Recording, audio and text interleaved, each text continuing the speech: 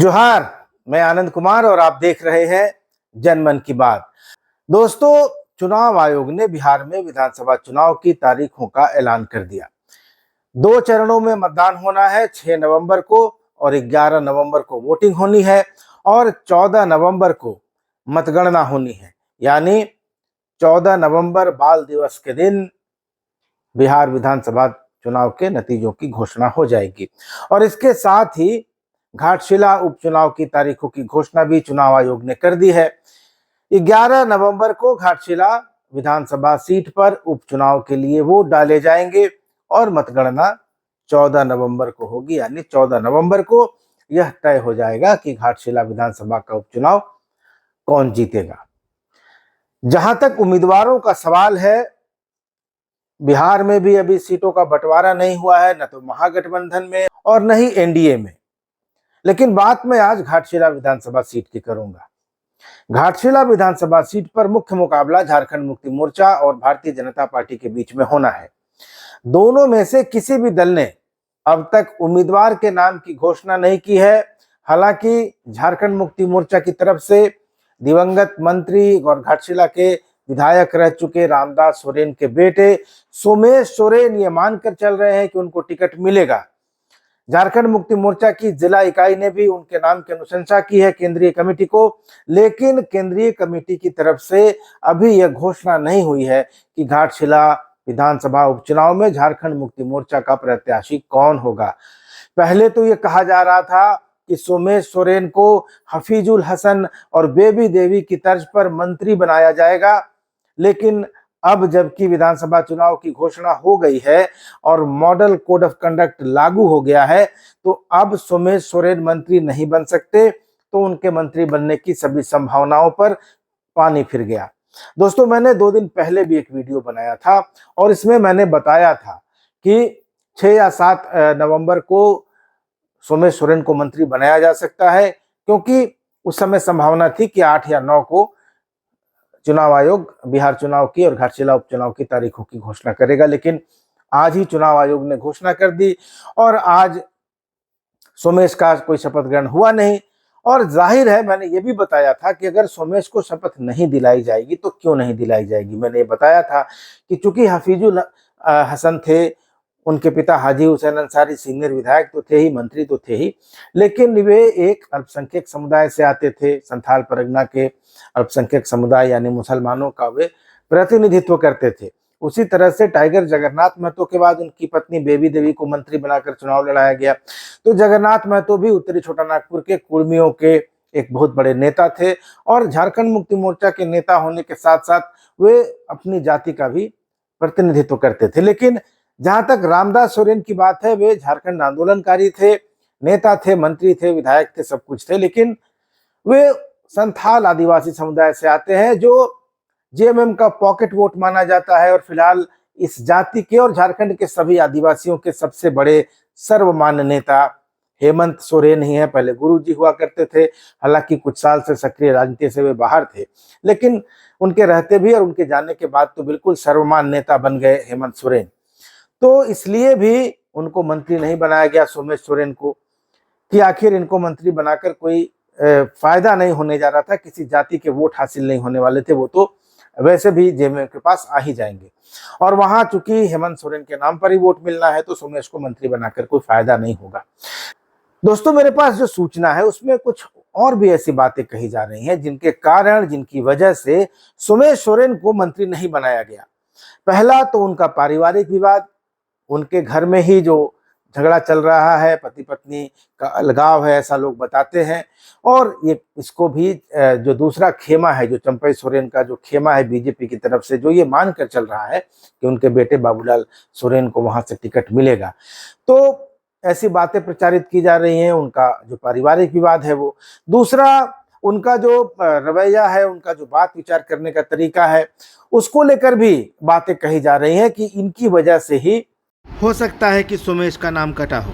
दूसरा कि पिछले कुछ दिनों से जब ये चर्चा चली कि सोमेश सोरेन को टिकट मिल सकता है जेएमएम की तरफ से और उनको मंत्री भी बनाया जा सकता है, तो सोमेश सोरेन के साथ जो गाड़ियां चलने लगी और उन गाड़ियों में जो लोग बैठते हैं, उन लोगों को लेकर भी आपत्ति जताई गई बहुत सारी बातें कही गई और ये सारी बातें हो सकता है कि जेएमएम के केंद्रीय आलाकमान तक पहुंची हो, हेमंत सोरेन तक पहुंची हो और इन सब कारणों से ही सोमेश सोरेन का पत्ता कटा हो। वरना शुरुआत में तो जो बात हो रही थी उसमें ये कहा जा रहा था कि हेमंत सोरेन ने बाकायदा रामदास सोरेन की पत्नी से पूछा था, सूरजमणि देवी जी से, कि आपके परिवार से कौन राजनीति में आएगा या बता दीजिए। परिवार के लोगों ने बैठक करके सोमेश सोरेन का नाम भी फाइनल किया था। फिर यह भी कहा गया था कि उनको मंत्री बनाया जाएगा, एक तारीख भी बताई गई शायद, लेकिन फिर हुआ नहीं। और अब तो आखिरकार जब चुनाव आयोग ने चुनाव की तारीखों की घोषणा कर दी है तो अब सोमेश सोरेन मंत्री नहीं बन सकते। तो लेकिन इसके साथ अब एक और नया सवाल खड़ा हो गया है कि सोमेश सोरेन मंत्री तो नहीं बने, चलिए ठीक है, क्या टिकट उनका पक्का है? क्या सोमेश सोरेन का टिकट पक्का है? क्योंकि अगर मंत्री नहीं बनाया गया और जो सारी बातें मैंने आपको बताई अगर वो मेरे कानों तक पहुंची हैं, व्यवहार की बात हो, पारिवारिक विवाद की बात हो, उनके साथ चलने वाले लोगों की बात हो, तो ये बातें पक्का जेएमएम के लीडरशिप तक भी पहुंची होगी, हेमंत सोरेन तक भी पहुंची होंगी। तो ऐसे में क्या सोमेश सोरेन का टिकट पक्का है? मुझे तो अब इस पर भी शंका होने लगी है। और दूसरा ये कि अगर जेएमएम को और हेमंत सोरेन के चेहरे पर और आदिवासी वोटों के बदौलत ही चुनाव जीतना है, तो सोमेश सोरेन ही क्यों, किसी को भी टिकट दे दे तो वो जीत जाएगा।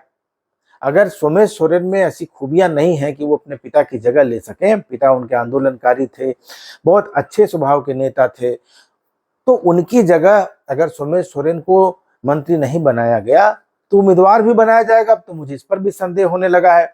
और दूसरा, जब भी कोई मंत्री या कोई विधायक का देहांत होगा, उसके साथ कोई दुखद घटना होगी, तो उसके बाद उनके परिवार के, उनके बेटे को और उनकी पत्नी को ही टिकट दिया जाए, ये भी एक परंपरा मुझे लगता है कि टूटनी चाहिए। तो हो सकता है कि हेमंत सोरेन इस लाइन पर भी सोच रहे हों कि अगर रामदास दा नहीं है तो उनके बेटे को ही टिकट देना क्यों जरूरी है, अगर वो पूरी तरह से फिट और पूरी तरह से योग्य नहीं है तो किसी और नाम पर ही विचार किया जा सकता है। जेएमएम में ऐसा तो नहीं है कि नाम नहीं है।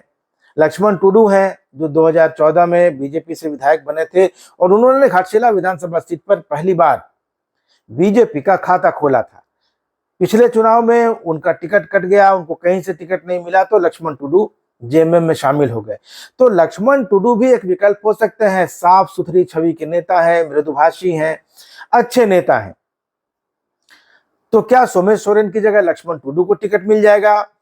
सोमेश सोरेन के भाई विक्टर टुडू जो रामदास सोरेन के भतीजे हैं, वो भी दावेदार हैं, उनकी भी इच्छा है कि वो अपने चाचा की राजनीतिक विरासत को संभालें, वो भी लगे हुए हैं, वो भी क्षेत्र में घूम रहे हैं। तो क्या विक्टर की वजह से सोमेश सोरेन को नहीं बनाया जाएगा? ये सब चीजें अब शुरू हो जाती है। देखिए, जब एक चीज हो जाती है तो उसके साथ जोड़कर बहुत सारी चीजों पर चर्चाएं होने लगती हैं। तो जब सोमेश सोरेन को मंत्री नहीं बनाया गया तो एक तो अगर उनको टिकट भी मिलेगा तो एक मोराल तो उनका पहले ही डाउन हो गया, क्योंकि कहाँ तो वो मंत्री बनने का ख्वाब पाले हुए थे, उनके साथ पूरा उनका दल जुट गया था, उनके साथ लोग आने लगे थे, तो अब सारे लोग छिटक जाएंगे और मंत्री बनने का एक अलग ही रुतबा होता है। तो अगर मंत्री नहीं बनाया जाएगा तो आधा मनोबल तो सोमेश सोरेन का ऐसे ही टूट जाएगा। दूसरी तरफ अगर चंपई सोरेन और बाबूलाल सोरेन जो पिता पुत्र की जोड़ी है, जो ये मानकर चल रही है कि भाजपा का टिकट उनको मिलेगा, हालांकि भाजपा ने भी घोषणा नहीं की है, भाजपा में भी बहुत सारे दावेदार हैं। बाबूलाल मरांडी जो कि प्रदेश अध्यक्ष हैं, उनकी पसंद सुनीता देवदूत सोरेन बताई जाती हैं। लखन मार्डी है, उनकी भी पीठ ठोक दी थी पिछले दिनों एक राज्यसभा सांसद ने, अब वो राज्यसभा सांसद आज की तारीख में बीजेपी संगठन में बड़े ओहदे पर आ गए।